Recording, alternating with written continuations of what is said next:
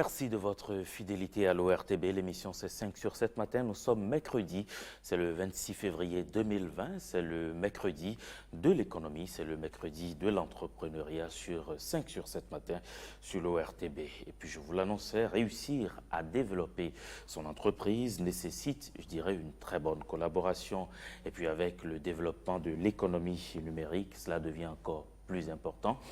Il importe donc d'y mettre un point d'honneur. Aujourd'hui, on se propose de vous en parler, de vous en donner les secrets. Qu'est-ce qu'il faut y comprendre réellement avec des spécialistes? Nous évoquons la question donc au forum de discussion et j'ai le plaisir de recevoir sur le plateau Shadaï Ali. Vous êtes directeur technique à l'OpenSea. OpenSea, c'est cela? C'est bien ça. Bonjour. Bonjour Ricardo. Comment allez-vous? Très bien, et vous? Ça va, super.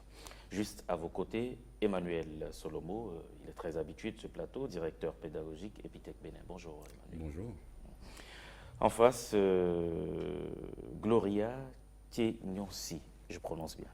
Gloria Tognon Tienonsi. Tonon Tienonsi, d'accord, ingénieur informatique. Comment allez-vous? Très bien, bonjour monsieur. Et puis Boris Daoumon, développeur et organisateur CDG Cotonou. GDG.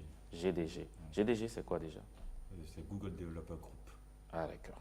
Merci d'accepter notre invitation. Alors, Monsieur Solomou, dites-nous, clarification conceptuelle oblige, que comprendre à travers la collaboration à l'ère du numérique? Donc vraiment pour nous la collaboration, moi en tant que directeur pédagogique à Epitech, on met vraiment la collaboration au cœur de notre processus d'apprentissage. Donc pourquoi c'est important? C'est parce que la collaboration permet à différents talents de s'exprimer à travers l'échange, à travers des discussions, à travers des critiques sur des solutions. Ça nous permet de rechercher les solutions optimales. Donc à l'heure de l'entreprise, c'est vraiment indispensable parce que ça nous permet de mobiliser les énergies dans des directions communes tout en étant en matière de communiquer plus facilement. Donc c'est essentiel. On le fait à travers des projets qui peuvent être collectifs au sein d'Epitech et ces projets qui peuvent être collectifs, ils ont leur reflet dans le monde de l'entreprise. D'accord ? Nos étudiants, quand ils seront futurs ingénieurs, qui vont travailler pour développer des solutions, vont également collaborer de la même manière et cela va permettre d'apporter des solutions qui vont être utilisables par le plus grand nombre. Shadaï Ali, donc Oui. il est important aujourd'hui de mettre un point d'honneur sur la collaboration. Bien sûr. Aujourd'hui, en entreprise, ce qu'on cherche, c'est la productivité et le numérique à travers ces outils permet de faciliter, d'améliorer la collaboration entre les différents collaborateurs. Et quand on parle de collaboration, c'est quoi? C'est comment les gens vont pouvoir communiquer efficacement, Très bien. c'est comment ils vont pouvoir produire collectivement, c'est comment partager des ressources, c'est comment diffuser l'information, la connaissance et le savoir. Donc, en entreprise, la collaboration, les outils de collaboration numérique permettent de faciliter ces différents piliers que j'ai énoncés. Boris, collaborer, est-ce dans tous les secteurs finalement? Oui, la collaboration se fait dans tous les secteurs. Et mis à part cela aussi, il faut aussi noter que dans chaque disposition, dans chaque département, il peut y avoir en fait différents types de collaboration. Donc c'est ce que je pourrais ajouter par rapport à ça. Et au niveau de l'informatique, il est aussi important de collaborer. C'est indispensable. C'est indispensable. Alors, pour vous, Emmanuel, qui êtes directeur pédagogique de Epitech, comment est-ce que vous arrivez en réalité à pouvoir développer, à pouvoir inculquer cela à tous ceux-là, aux apprenants?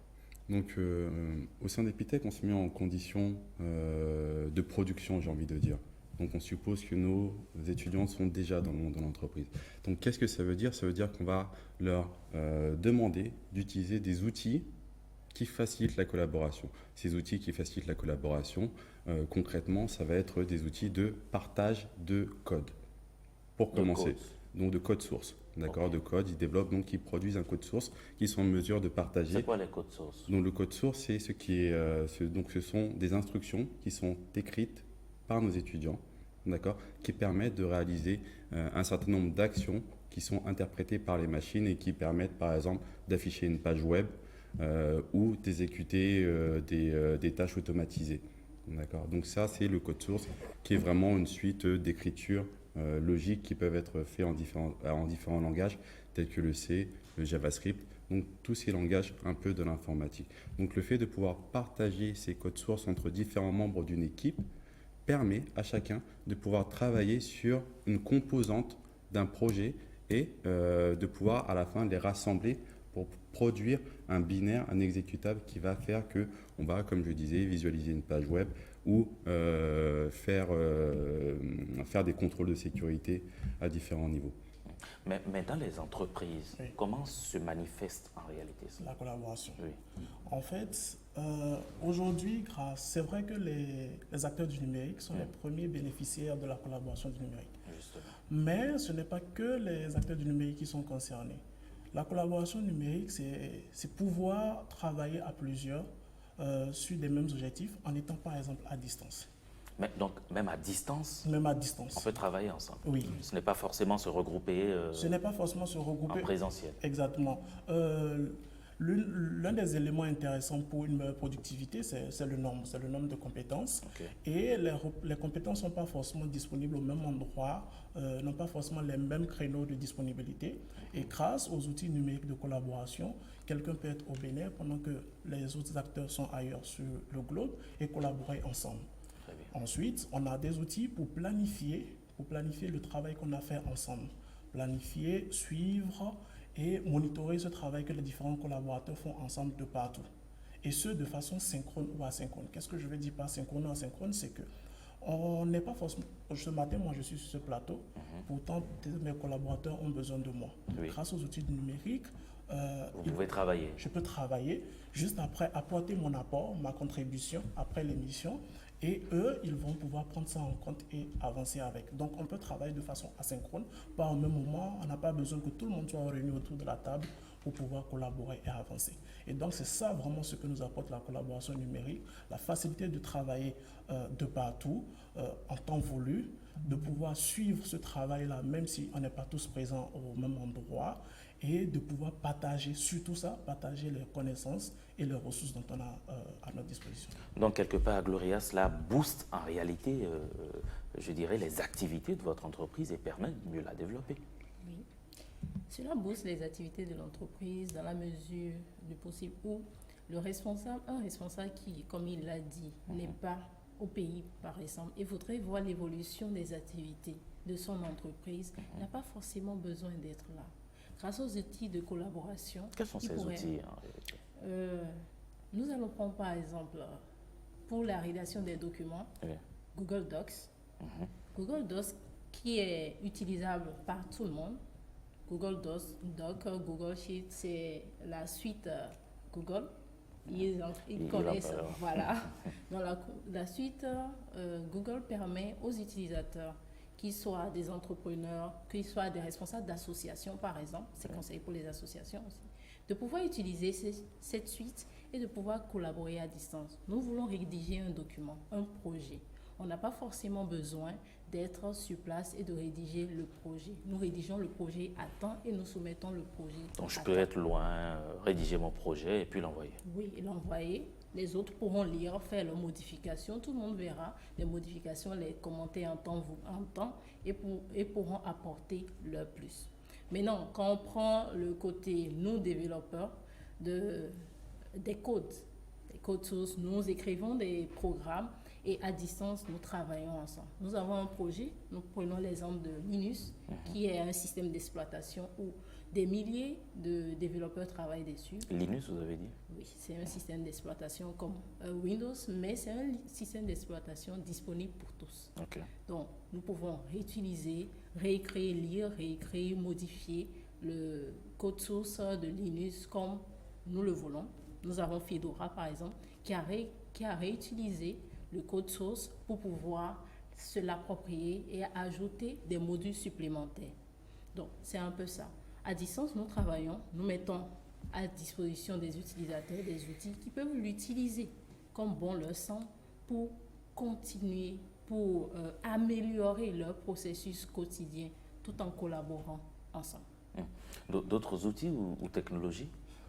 Je voulais ajouter d'autres outils Oui. et aussi faire un certain nombre de clarifications en ce qui concerne les outils de collaboration. Ok. Quand je prends l'exemple de Google Doc dont elle parlait, normalement, quand je prends le Word que tout le monde connaît, normalement, comment le process de travail fonctionne? C'est que je rédige mon document Word, Oui. et ensuite j'envoie ça à mon ami, Exactement. et il prend ça, et il le sauvegarde sur sa machine, Oui. il modifie, Oui. et Et il vous vous le renvoie. renvoie. Or, avec Google Doc, tout est en ligne. Donc, si vous modifiez, vous apportez une certaine modification, automatiquement et au même instant, lui aussi peut travailler directement sur le même document sans que... Comment? Soyez plus explicite, là, je ne comprends pas bien. Bon, pour être plus explicite, c'est-à-dire Oui. quoi? Que plusieurs personnes, au même moment, à un instant T, peuvent travailler sur le même document. Donc, en fait, c'est une plateforme, quelque part, une plateforme où tout le monde travaille en même temps. En même temps, oui, mais c'est en fait, qu'est-ce que je veux dire par là? C'est-à-dire que c'est au même instant qu'un document Word, c'est-à-dire quoi? C'est la version Word, en fait, de Google, mais avec une certaine amélioration où plusieurs personnes peuvent travailler sur ça au même moment. D'accord. À l'instant de ça aussi, on a aussi Google Sheet, qui est exactement comme les feuilles de calcul Excel, qui est aussi en ligne. Parce que ici aussi, il faut noter que vous devez forcément avoir une connexion Internet.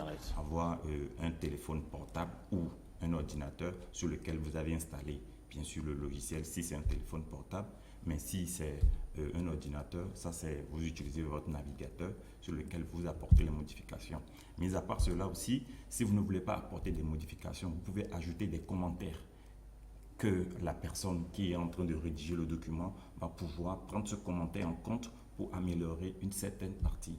Donc c'est ça en fait les outils de collaboration où dans une entreprise, vous n'êtes pas obligé en fait de travailler sur différents fichiers pour ne pas avoir à un certain moment en fait la même copie du fichier. Mais avec ça, tout le monde travaille sur une même copie du fichier et tout le monde a la même information au même moment.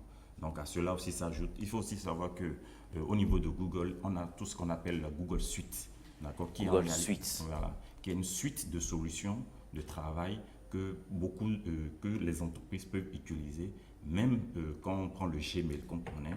Au jour d'aujourd'hui, vous pouvez avoir votre entreprise et acheter en fait un compte où en réalité vous utilisez l'interface de Google pour pouvoir envoyer les mails. Donc vous bénéficiez en fait d'un traitement d'outils de Google que vous avez. Maintenant, mis à part ça aussi, au jour d'aujourd'hui, on a aussi Microsoft qui a une part de marché sur. Donc Microsoft aussi propose les mêmes solutions cette fois-ci, mais ils appellent ça Office 365. Office 365. Exactement. Donc du coup, à ce niveau, ça fonctionne un peu comme le Google Suite, mais cette fois-ci, vous utilisez les logiciels communs que vous avez l'habitude d'utiliser, le Word, l'Excel, mais avec une particularité que ça soit en ligne et que plusieurs personnes pourront travailler ensemble. Maintenant, à ces outils, on les appelle des outils propriétaires. Mais des outils propriétaires. Oui, c'est-à-dire quoi? Qu'est-ce qu'on veut dire par propriétaire? C'est-à-dire que Microsoft, c'est lui le propriétaire de cet outil Office 365. Okay. Google, c'est lui le propriétaire de Google Suite. Oui. Mais avec une certaine évolution ou bien un certain mouvement, on a le mouvement de l'open source.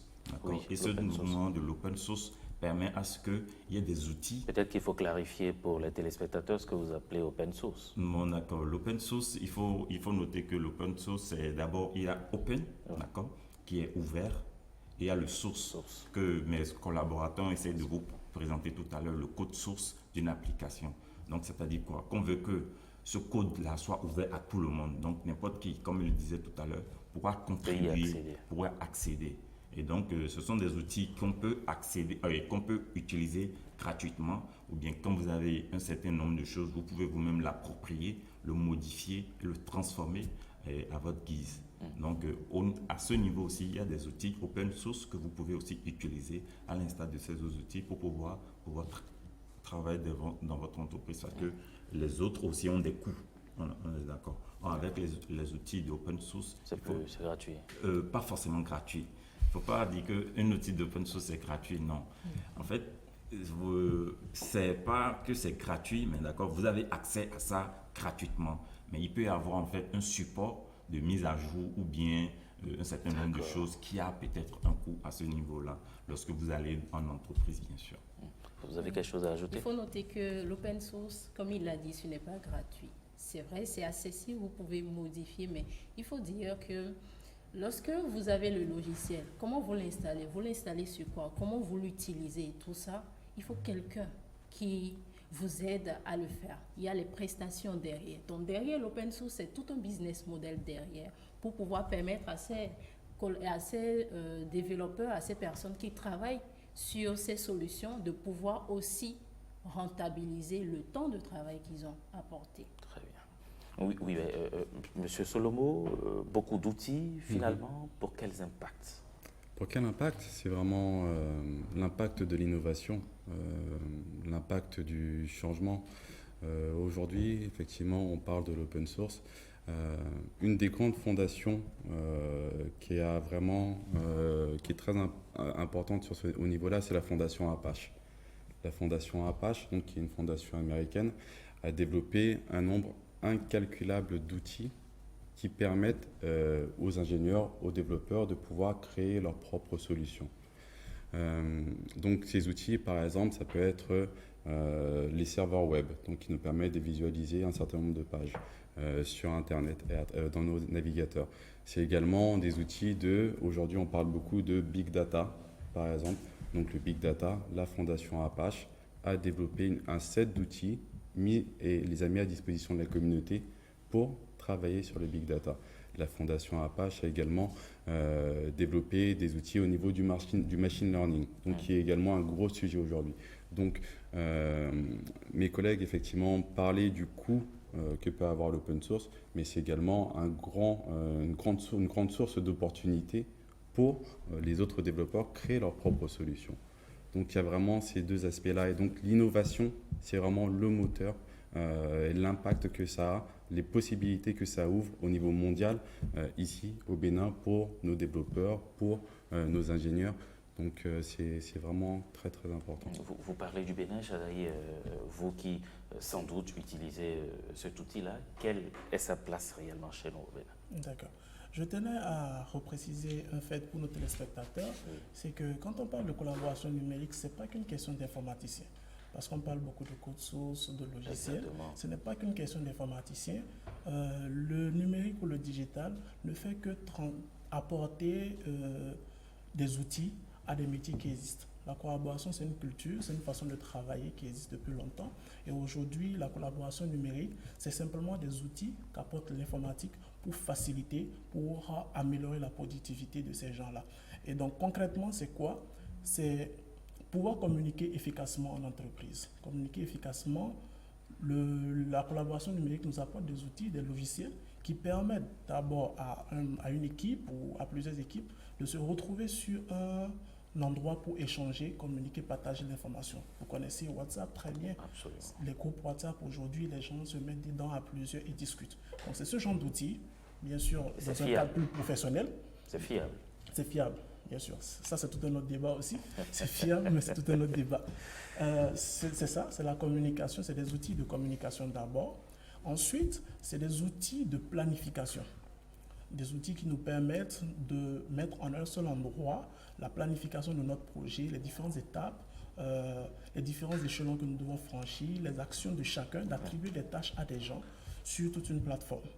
Ensuite, c'est de pouvoir produire collectivement. Donc, ils ont donné l'exemple tout à l'heure de logiciels d'édition de texte. Ils ont parlé de Google Docs, mais il y a aussi beaucoup d'éditeurs qui fournissent des solutions qui permettent de travailler et de produire une même ressource à plusieurs. Donc, je tenais quand même à repréciser ce contexte-là, que la collaboration numérique, ce n'est pas qu'une question d'informaticien. Et aujourd'hui, nous, dans ce que nous faisons, on apporte à des structures comme l'administration, le gouvernement, les banques. Donc, vous voulez dire que ça peut s'utiliser un peu partout? Un peu partout. Donc, même le menuisier au coin de la rue, là, peut... Bien sûr, le menuisier au coin de la rue, il l'utilise déjà. Parce qu'aujourd'hui, il y a des groupes WhatsApp où il y a des menuisiers qui se mettent ensemble pour, je sais pas, pour un mouvement, pour beaucoup d'autres choses. Donc, c'est vraiment des outils qui viennent apporter de l'efficacité dans d'autres métiers. Ce n'est pas une question d'informaticien. Bien sûr, les informaticiens sont là pour apporter ces outils, pour les créer et travailler ensemble, comme on le dit dans l'open source, pour apporter ces différents logiciels aux gens de différents métiers. Et au Bénin, c'est vraiment appliqué? C'est vraiment appliqué. Nous, en entreprise, on travaille comme ça. on travaille avec les différents outils. Et j'ai donné l'exemple d'administration. Aujourd'hui, les administrations de notre pays s'attellent autour de ces outils de collaboration qui les rendent plus efficaces. Plus efficace, Boris, dans tous les corps de métier. Oui, dans tous les corps de métier et aussi ce que je voulais aussi ajouter par rapport à ce qu'elle a dit, c'est-à-dire quoi? Quand on prend par exemple la communication à plusieurs, il y a plusieurs outils qui existent, d'accord? Il a parlé par exemple de WhatsApp, mais en entreprise, on peut utiliser Slack, on peut utiliser Hangout, qui sont des outils en réalité. Mais ces outils, qu'est-ce que ça fait? C'est un outil qui permet de pouvoir communiquer à plusieurs. Ça, c'est ce qui est de la communication. Il a parlé aussi de la gestion de projet, d'accord? Donc ça, c'est encore un autre outil qu'on peut avoir. On peut avoir Trello, on peut avoir Jira, voilà, on peut avoir Asana, qui est encore d'autres outils aussi, qui, eux, le but, d'accord, c'est de pouvoir dire, on va planifier les tâches, on va assigner les tâches à telle personne, et à chaque évolution, lorsque la personne évolue dans sa tâche, on sait que cette personne a évolué. Donc, à chaque type de collaboration, on peut lui associer un outil spécifique pour pouvoir résoudre en fait ce problème-là. Et en fait, l'intérêt en fait de la collaboration, c'est-à-dire que on n'est pas assis sur une même table, mais quand vous allez sur la plateforme, vous allez voir les tâches qui vous sont assignées, quand vous allez voir les messages qu'on vous a envoyés. Donc ça, ce sont les outils. Et ça permet en fait d'avoir en fait un certain nombre d'accroissements et un certain nombre de productivité au sein de l'entreprise ou au sein de l'organisation ou de l'administration. Et les deadlines aussi. Tout à fait. Bien sûr. Important. Non, mais avec ça, ça va permettre réellement à son entreprise de se développer. Et donc, il faut pouvoir vulgariser ça. Mais est-ce que les gens ont la formation pour ça? Vous parlez de quelle catégorie de personnes? Les gens Justement, en je général, parlais du menuisier, par exemple, au coin de la rue et tout ça. Je parlais de ceux qui sont dans les administrations. Est-ce qu'il faut une formation pour ça ou ça s'apprend juste comme sur WhatsApp? Shadaï parlait tout à l'heure de WhatsApp. Est-ce qu'il faut une formation pour ça? Ça dépend de la collaboration. Ça dépend des outils. Il y a des outils où vous avez besoin qu'on vous forme. Mais il y a d'autres outils où vous pouvez les utiliser. WhatsApp, tout le monde l'utilise. Facebook, aujourd'hui, nos jeunes mamans ou bien les jeunes femmes aujourd'hui utilisent Facebook pour vendre leurs produits directement sur Facebook et autres. Donc, il y a des outils où on a besoin de formation. Il y a des outils où vous pouvez les utiliser. Simplement, il suffit que vous demandez à côté et on vous aide à les utiliser. Donc, ça dépend. Il faut contextualiser la chose en fonction des personnes pour que les formations soient faites ou qu'on puisse dire comment aider les utilisateurs. Oui, Shadaï. Je pense que l'aspect formation, il y a 3 catégories d'acteurs que vous avez autour de la table. Il y a d'abord les communautés. Donc l'exemple du Google Developer Group qui forme gratuitement à travers des communautés d'échange et de partage d'informations sur ces outils. Il y a les écoles de formation comme Epitech qui forment nos jeunes frères sur cette nouvelle façon de travailler. Et il y a des acteurs comme nous, les entreprises, qui accompagnons d'autres entreprises dans un cadre plus professionnel et formel sur ces outils et en leur concevant même des outils plus adaptés à leurs besoins. Très bien. Donc moi je dirais qu'effectivement la formation c'est différencié selon les besoins. Donc nous, au niveau de nos étudiants, on les forme sur des outils effectivement, j'allais dire, indispensables pour quelqu'un qui va travailler dans l'industrie informatique. Donc ça va être des outils de collaboration effectivement comme Git pour gérer le code source, ça va être Office 365 donc pour partager les documents. Donc tout ça effectivement c'est disponible à chacun de nos étudiants. Ça va être des outils de gestion de projet. Comme on parlait, ça peut être effectivement Jira. On a également Teams au sein de la suite Microsoft. Donc nous, effectivement, nous accompagnons nos étudiants dans la découverte de ces outils et dans ce que ça peut leur apporter. Nous accompagnons également d'autres types de publics qui vont être intéressés dans le but de pouvoir comprendre un peu quelles sont les nouveautés, qu'est-ce qui se fait actuellement dans le monde de l'informatique. Nous proposons prochainement des formations non seulement pour les étudiants qui sortent du bac, mais également pour des professionnels qui souhaitent se remettre à niveau au niveau donc de l'informatique, comprendre ce qui se fait aujourd'hui. Donc nous proposons à tout public une remise à niveau sur ces outils-là et surtout la pratique permet de s'approprier des utilisations. Merci Et beaucoup. de pouvoir les développer. Merci Emmanuel Solomo. Je le rappelle, vous êtes le directeur pédagogique de Epitech Bénin. Ce débat, on l'a également fait sur nos différents réseaux, puisque vous parlez d'outils. Mais on utilise par ici WhatsApp, on utilise Facebook et puis on utilise également Twitter. Je vais vous demander, Monsieur Solomo, à moins que vous ayez quelque chose à ajouter, de nous passer votre siège rapidement pour que mon collègue Maurice Tantan puisse réellement nous faire part des réactions que nous avons bien pu noter sur la toile. Merci beaucoup. Merci à vous. À très bientôt. À très bientôt. Maurice Tantan, pendant qu'il s'installe, Boris, quel conseil aujourd'hui vous avez à donner à ces jeunes-là qui ne s'y connaissent pas encore réellement? Le premier conseil, c'est la formation. Le conseil principal, c'est de la formation. Et je pense qu'au jour d'aujourd'hui, il y a plusieurs structures et aussi des communautés. Moi, je représente la communauté de Google Developer Group, et qui est une communauté où laquelle nous dispensons, nous vulgarisons en fait les outils que Google propose pour différentes entreprises et aussi à ces jeunes-là. Et nous, au jour d'aujourd'hui, lorsque nous organisons nos événements, parce que nous organisons généralement des événements à travers des événements, des formations ou bien des sensibilisations à un certain nombre de choses. Donc, s'ils voient nos annonces pendant ces ans d'événements, ils peuvent nous approprier, ils peuvent s'approcher de nous et nous allons leur donner en fait un certain nombre de choses. Mais à part ça, il y a aussi d'autres communautés comme la communauté de Python qui est représentée ici par Gloria. Et mis à part ça aussi, il y a aussi des institutions que je peux appeler des centres de formation professionnelle qui, à eux, en fait, ils donnent en fait une formation dans les outils dont vous avez besoin. D'accord, merci beaucoup Je voudrais Boris. ajouter, Oui, très rapidement. il faut dire que les communautés généralement accompagnent les jeunes. Donc, les communautés, nous organisons des formations gratuites et ça dépend de vos besoins. Si une formation vous intéresse, vous venez à la formation et vous acquérez la compétence. Super. Je crois que je vais venir vers vous. C'est sûr. Maurice Tantan, bonjour. Bonjour Ricardo, bonjour à tous, bonjour à toutes. Et la question du jour, Maurice Tantan? La question du jour, peut-être que vous voulez... Je vous la rappelle, évidemment. Juste le temps pour moi de vérifier. D'après vous, quelles innovations technologiques faut-il encore pour booster la rentabilité des entreprises au Bénin?